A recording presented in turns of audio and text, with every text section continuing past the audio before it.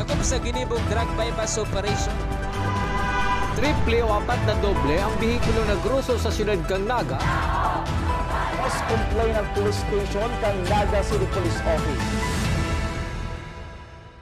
Newsbreak.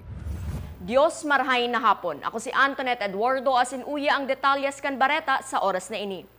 Comelec Naga nakapreparar na sa pagsumitir kan Certificate of Candidacy kan mga makandidato sa barangay asin sanggunian kabataan election sa Oktubre. Ang detalye sa report ni Melvin Machado. Puon sa Agosto 28 hasta September 2, preparado na ang Commission on Elections sa siyudad kang Naga na resibihon ang mga Certificate of Candidacy kan mga makandidato sa barangay asin sangguniang kabataan election sa bulan kan Oktubre. Kung grupo subot na maabot sa opisina kan Comelec ang mga makandidato, first come, first serve basis man giraray subot ang sistemang ipapasunod kang Comelec Naga sa pamamayo ni Attorney Mike Julia. Ayo po, pwede pong irbanan sinda, grupo sinda, pero first come first serve basis po kita. Kung siya pong mainot, ito pong inot na akseptaron taan sindang COC.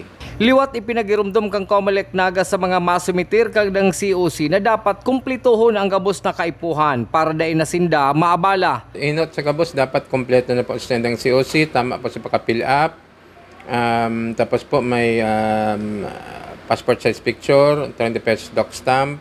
Iman po yan kapag talaga kompleto, tapos tama ang pagka-fill up kan sa indang mga form. Tapos siyempre dapat registered voter sinda. Ito mga qualification sa mga kandidato.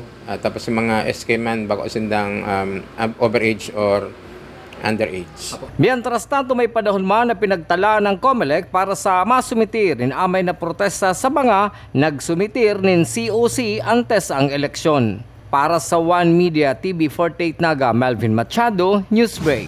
Mientras tanto, dainaman subot dapat mabiglaan publiko kung puon sa Lunes makahiling na sindanin Comelec checkpoint sa 27 barangay kan syudad ni Naga. Susog ki Attorney Mike Julia, election officer kan Comelec Naga, sa kaparehong aldaw mapuon naman mag-epekto ang Comelec gun ban. Ayo po, August 28, ma-start naman po ang gun ban, implementation kang gun ban kang Comelec, tapos katabang ang PNP, AFP. Then expect na po itong mga checkpoints po sa mga iba-ibang lugar sa Naga City. Kaya po itong mga badil, magdadaraling sa luwas kang Harong-Lindo kung may Comelec exemption. Asin yan ang mga bareta sa oras na ini. Padagosan ang mag-antabay sa One Media TV 48 Naga para sa iba pang mga bareta. Ako si Antoinette Eduardo. Diyos mabalos kan sa indong pagantabay. Dakop sa ginibong drug bypass operation. Triple o apat na doble ang bihikulo na gruso sa siyudad kang Naga. Mas complain ng police station kang Naga City Police Office. Newsbreak.